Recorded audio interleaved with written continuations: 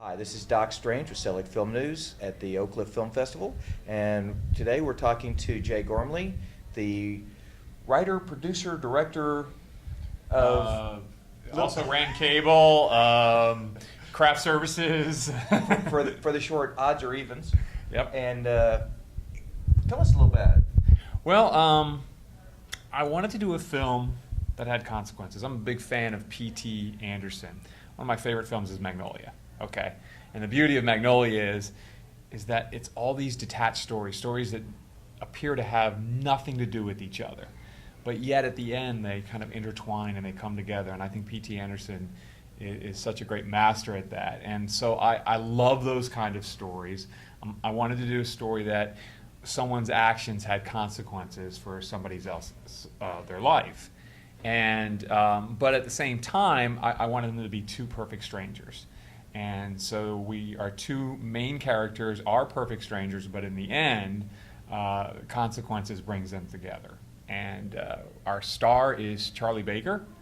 And if you don't know who Charlie is, watch Breaking Bad, because he plays Skinny Pete. In fact, he's almost wrapped up shooting season 5, which will be the final season. And he's in a new movie, Terrence Malick's new movie, To the Wonder. Yeah. Terrence Malick, come on. He's, think of the star power. You got Ben Affleck, Rachel McAdams, Barry Pepper, Javier Bardem. I'm forgetting probably about 6 other major A-list stars, and Charlie's right there, and it's no small role. He's got a really, really good role in that. So He's an amazing actor. he's a very, very good actor, and he just landed another part, but you're going to have to talk to Charlie about that one, because he says he can't tell anyone just yet. So. Well, that's okay. We'll have to wait a little bit, and I'll have to corner him. All right. Our female actor is Lydia Mackey. Lydia's, if you've gone to a play in the Dallas-Fort Worth area, I guarantee you've seen Lydia. She is probably one of the best stage actors in the city, if not the state. And she was named 2008 Actor of the Year, local actress for the Dallas Observer. So we've got some people up there who've got acting chops, which makes my job really easy. Because all you have to really do is just go. And the two of them were fantastic. Awesome. Well, yeah, I've seen a little bit of it. I haven't seen the whole thing yet. I'm looking forward to seeing it. So. Well, we're screening 5:30 Sunday at the Kessler. I just went by the Kessler last night, and I saw their setup. It's amazing. I was thinking, it's going to be a small little screen. No. Big screen, awesome sound system. And they have to have an awesome sound system because they have musicians come in, very well-known musicians come in. So I'm looking forward to the screening there. Awesome. Well, this is the inaugural event for the Oak Cliff Film Festival. Right. How are you enjoying it so far? I am enjoying it immensely because I live in Oak Cliff. In fact, it's a mile from my house. That's an exact 2 miles from my house to the Texas Theater. So I live in North Oak Cliff. We shot 75% of the movie in North Oak Cliff, Kid Springs Park, Bishop Arts District, a little close to my neighborhood. So this was important to be in this film festival because it's our home, it's where we shot it, and to be part of the very first one was really special for the entire cast and crew. Awesome. Well, tell me a little bit about this film company of yours. I know that when I was sitting there looking at the name of your original production company name, and I'm like, man, I know these guys. This is too Main Street for them. And I looked at your new name and I went, okay, now this fits. Tell us a little bit. Well, we named our first film company Parkview Place Pictures. Yeah, it's very vanilla, fall asleep. The reason we couldn't come up with a name, and John and I, my filmmaking partner, we were roommates with another guy like 15 years ago. And we lived on that street, so we named it. Yeah, I know. You can't get any more milquetoast than that. But we're very cynical in our writing, extremely cynical. We like messing with our audience's minds. We like giving you a punch to the gut. And we found that since we're very cynical, film cynics, which John came up with the name. I got to admit, he came up with the name, and I just like, oh, that's awesome. So, and I like how, if you see the logo, it's film, and then cynics is spelled CYNIX. So. It fits. It really does fit us. Awesome.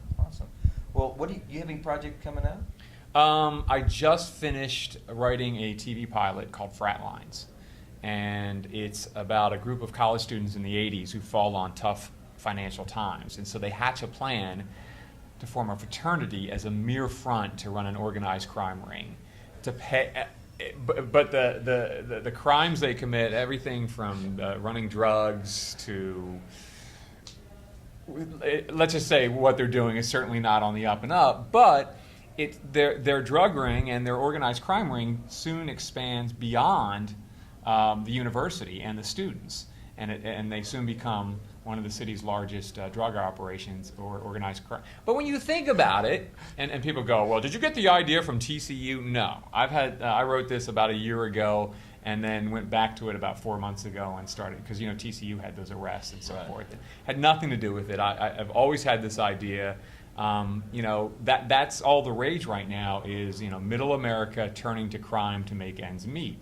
You think of Weeds, you think of Breaking Bad, the show Hung, which was on HBO. I mean, let's face it, male prostitution is not perfectly legal, but it's that kind of premise where you have average middle American kids going to college. They fall on tough financial times, and they got to find a way to make ends meet. And it's more than just, they don't have enough money to buy beer. I mean, something tragic happens to one of their friends, and the rug just gets completely pulled out from under them, and it's either do this or there's some bad things going to happen. So they're forced to turn to this life.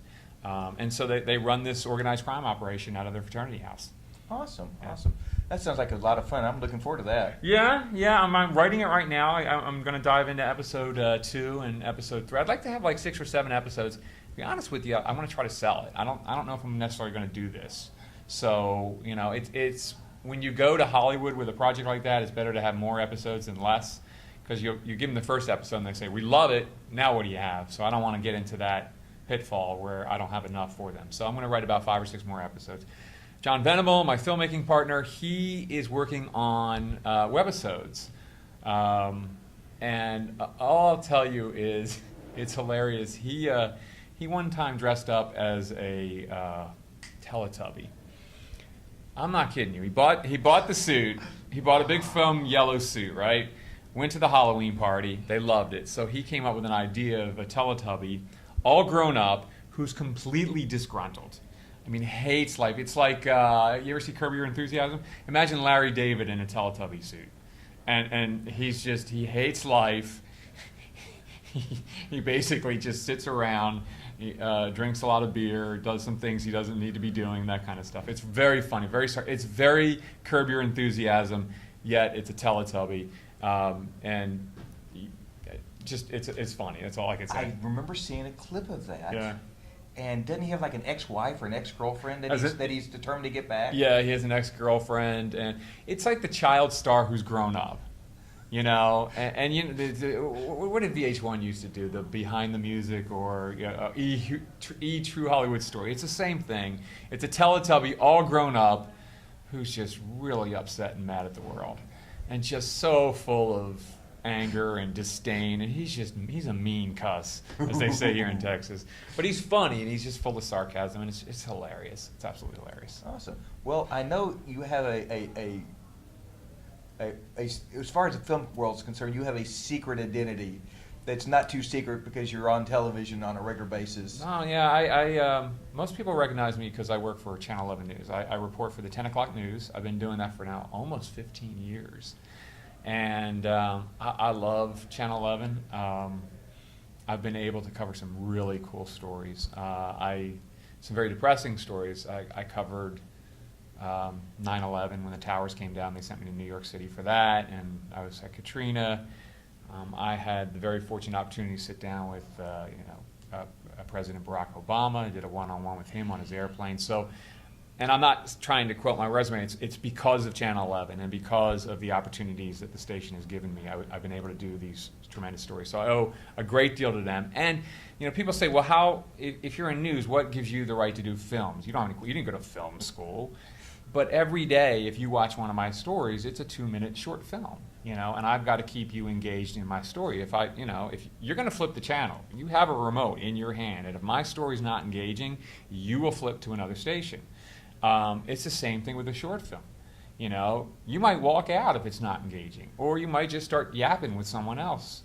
And so every night I put together a short film, if you want to look at it that way, for the newscast. Now, I have no artistic license to do whatever I want with it. I have to stay in within strict guidelines of broadcast media, but it's really sharpened my writing skills and my filmmaking skills. That's awesome. Yep. Awesome. Well, I appreciate you taking some time to talk to I us. loved it. This was cool. This was very cool. I like this kind of relaxed atmosphere, and I like the fact I can be on camera and wear this instead of a shirt and tie. Although I'm sure somebody at Channel 11 is going to stumble upon this and is going to say, "Where the heck was your shirt and tie?" But it's nice to dress down a little bit, and thank you so much for the opportunity. Well, thank you. And thank you, Oak Cliff Film Festival. Awesome. Thank you. Yes.